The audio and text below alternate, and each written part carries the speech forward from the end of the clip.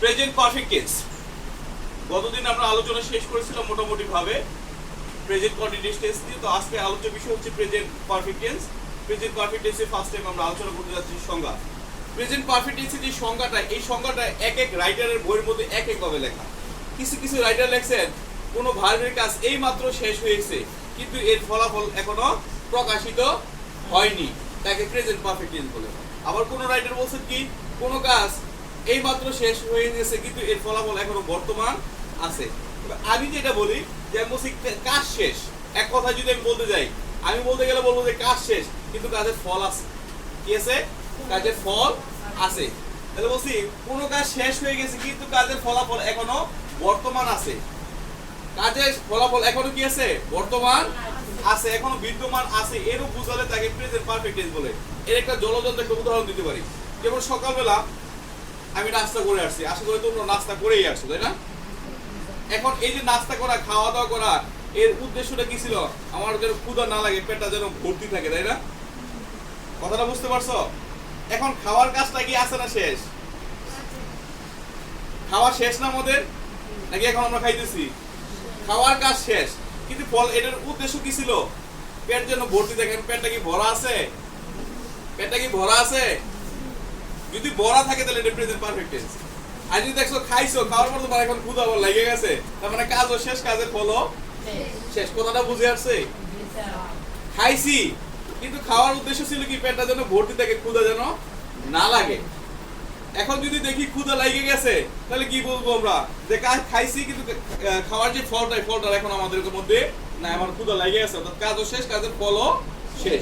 যদি কাজও শেষ হয়ে যায়, কাজের ফলও শেষ হয়ে যায়, এটা প্রেজেন্ট পারফেক্ট টেন্স হবে না, এটা হয়ে যাবে পাস্ট ইনডিফিনিট টেন্স। এটা পাস্টে চলে যাবে, অতীত হয়ে যাবে। কিন্তু আমি খাইছি, খাওয়ার ফলে এখনো কি আছে? আমার ফলাফলটা আমার মধ্যে আছে, এখন আমার ক্ষুধা লাগে নাই। এইটাকে বলছে কি ফলাফল বর্তমান থাকে। কি থাকা? ফলাফল বর্তমান থাকে, অর্থাৎ বর্তমানে কাজের ফল থাকা। এটা বুঝালে তাকে কি বলা হয়? প্রেজেন্ট পারফেক্ট টেন্স বলা হয়। এবার আসি বাংলায় চিনবার ভাই। বাংলা বাক্যের ক্রিয়াপদের শেষে ইয়াসি, ইয়াসো, ইয়াসে, ইয়াসেন ইত্যাদি থাকে। যদি আমরা দেখি যে কোনো বাংলা বাক্যের ক্রিয়াপদের শেষে ইয়াসি, ইয়াসো, ইয়াসে, ইয়াসেন, এগুলো দিয়ে কিন্তু আমাদের আইডেন্টিফাই করতে হবে বাক্যটা কোন টেন্স হবে। আর যদি এগুলো আমরা না চিনি তাহলে লাভ নাই। বাংলা থেকে ইংরেজি যখন আমরা ট্রান্সলেট করতে যাব তখন ওই ক্ষেত্রে কি হয়ে যাবে? ভুল হয়ে যাবে। আমি কোন টেন্স প্রয়োগ করব, কোন টেন্সের গঠন প্রয়োগ করব, এটা আমরা অ্যাকুরেটলি পারবো না। এগুলো আমাদের খেয়াল রাখতে হবে। ইংরেজিতে চিনবার পর এগুলো রাইট ফ্রম ভার্বসের ক্ষেত্রে সবথেকে বেশি কাজে লাগে। ইংরেজি বাক্যের মধ্যে অলরেডি, সরি এখানে ডি ফিল লিখে বলছি, এখানে হবে টি, কারেকশন করে নাও। Already, yet, just, just now, recently ইত্যাদি থাকলে বাক্যটি হবে প্রেজেন্ট পারফেক্ট টেন্স। গঠন subject plus have has plus মূল ভার্বের পাস্ট পার্টিসিপল ফর্ম। আমরা জানি ভার্বের রূপ কয়টা? সাধারণত রূপ কয়টা? তিনটা। কয়টা রূপ? তিনটা রূপ, প্রেজেন্ট ফর্ম, পাস্ট ফর্ম এবং পাস্ট পার্টিসিপল ফর্ম। আমরা প্রেজেন্ট ফর্ম ব্যবহার করছি, পাস্ট ফর্ম এখনো ব্যবহার করি নাই। এর আগে আমরা কি করব? Past participle form. যেমন আমরা পড়ছিলাম হচ্ছে গো, গো এর পাস্ট ফর্ম কি পড়ছিলাম? Went. Past participle form gone, you, did, done. তাহলে এই যে এগুলো হচ্ছে ভার্বের 3 নাম্বার রূপ। এটা হচ্ছে 1 নাম্বার, এটা হচ্ছে 2 নাম্বার, আর এটাকে বলছি কি আমরা? 3 নাম্বার। 3 নাম্বার রূপটাই বলা হয় কি ভার্বের পাস্ট পার্টিসিপল ফর্ম। আর আমরা সংক্ষেপে সাধারণত এটা আমরা কি বলছি? আমরা বি3 অর্থাৎ ভার্বের 3 নাম্বার রূপ হিসেবে কি করব? সংক্ষেপে প্রকাশ করব। এরপর হচ্ছে কি অবজেক্ট বুঝবে। কি বুঝবে? অবজেক্ট। তাহলে এখন যদি আমি একটু উদাহরণ লিখি এখানে, এবার খেয়াল করো, আমরা উদাহরণ দিই, দেখি উদাহরণের সাথে আমাদের মিল আছে কিনা।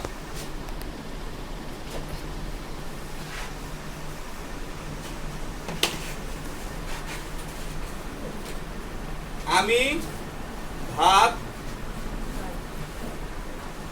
খেয়েছি, বুঝলে? খেয়েছি, ইয়াসি, কি আছে? খেয়েছি। সে কাজটি করিয়াছে। আমি ভাত খেয়েছি, সে কাজটি করিয়াছে। তাহলে ইয়াসি, ইয়াসে, ইয়াসি ইয়াসো ইয়াস ইয়াস রাসা এখানে। তাহলে এখন এবার আমরা অপশনে চলে আসি। সবাই আগে বোর্ডে বুঝে নাও, পরে খাতায় তুলো। আগে বোর্ডটা বোঝার চেষ্টা করো। আমি ভাত খেয়েছি। আগে দেখো আমরা লিখছি আমি ভাত খাই, present indefinite tense. Present continuous টেন্সে কি হয়ে গেছে? আমি ভাত খাইতেছি, তাই না? আমি ভাত খাইতেছি। আর প্রেজেন্ট পারফেক্ট টেন্সে কি বলছি? আমি ভাত খেয়েছি। তাহলে এখানে বাক্যের সাবজেক্ট কি? আই। আই এর সাথে কি হয়? হ্যাভ অথবা হ্যাজ, দুটো থেকে একটা নিতে হবে। তাহলে আই এর সাথে হয় হ্যাভ। এবার খাওয়া ইংরেজি কি? ইট। ইটের পাস্ট ফর্ম এট। আর 3 নাম্বারও কি? ইটেন। ইট এট ইটেন। তাহলে এখন কয় নাম্বার রূপ দরকার আমার? আমরা মূল ভার্বের পাস্ট পার্টিসিপল ফর্ম দরকার, এই রূপটা দরকার। ই এ টি ই এন্ড ইটেন কি খাইছি? Rice. I have eaten rice.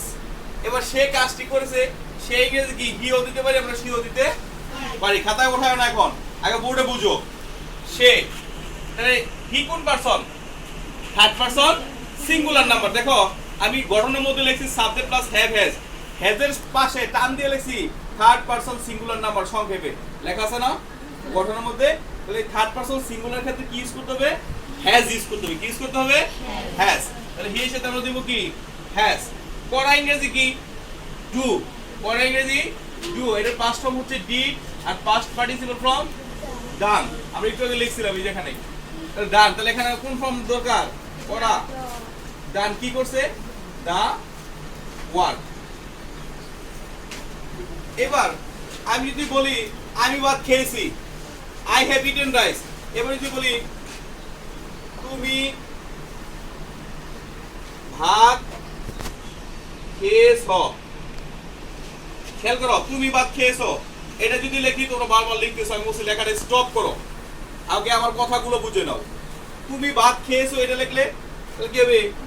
You have eaten rice.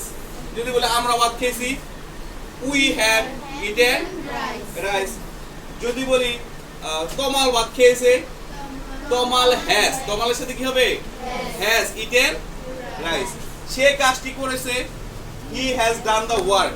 আমি কাজটি করেছি, I have done the work. তুমি কাজটি করেছো, you have done the work. আমরা কাজটি করেছি, we have done the work. কথা বুঝতে পারছো? পারা যাবে এরকম সেন্টেন্সগুলো? তাহলে এবার ওঠায় নাও। এবার এটা কোটা হোক।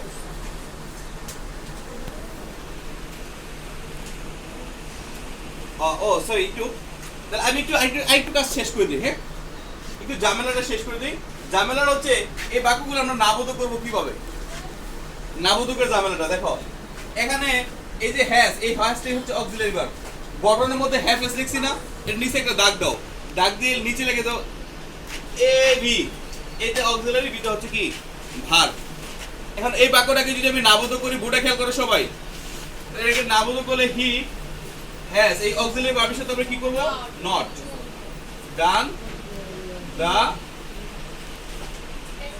ওয়ার্ক। এটা আমরা নাবোধক করলাম, নেগেটিভ। এবার যদি আমরা ইন্টারোগেটিভ করি, তাহলে অক্সিলারি ভার্বটা আগে নিয়ে আসতে হবে। অক্সিলারি ভার্ব আগে আনলে কি হবে? Has he done the work. আর ইন্টারোগেটিভের লাস্টে প্রশ্নবোধক চিহ্ন হয়। আর নেগেটিভ প্লাস ইন্টারোগেটিভ দুটো যদি আমরা একত্রে করি, তাহলে হ্যাজ এর সাথে নেগেটিভ শর্ট ফর্ম, নাবোধক শর্ট ফর্ম, তাহলে hasn't he done the work, লাস্টে প্রশ্নবোধক চিহ্ন। এই হচ্ছে আমাদের প্রেজেন্ট পারফেক্ট টেন্স পরিপূর্ণতা পেল। এখন এই বাক্যগুলো আমাদের নেগেটিভ করা যাবে না? নেগেটিভ, ইন্টারোগেটিভ এবং নেগেটিভ প্লাস ইন্টারোগেটিভ এগুলো আমরা সবই এখন করতে পারবো। তো এই হচ্ছে প্রেজেন্ট পারফেক্ট টেন্সের আলোচনা। আমি খুব শর্টকাটলি আলোচনা করার চেষ্টা করলাম, আশা করি সবাই বুঝতে পারছো। এবং এখান থেকে বাড়ির কাজ করতে হবে, কালকে যথেষ্ট পরিমাণ বাড়ির কাজ প্র্যাকটিস করতে হবে। যদি বাড়ির কাজ তুমি যদি বাসায় যদি প্র্যাকটিস না করো, তাহলে যতই তোমরা টেন্স পড়ো, এর প্রয়োগ অ্যাকুরেটলি হবে না, পারফেক্ট হবে না, ভুল হয়ে যাবে। তাহলে বারবার চেষ্টা করতে হবে, বেশি বেশি চেষ্টা করতে হবে, বেশি বেশি কাজ করতে হবে, তাহলে বেশি বেশি বাড়া যাবে। ওকে, ধন্যবাদ সবাইকে।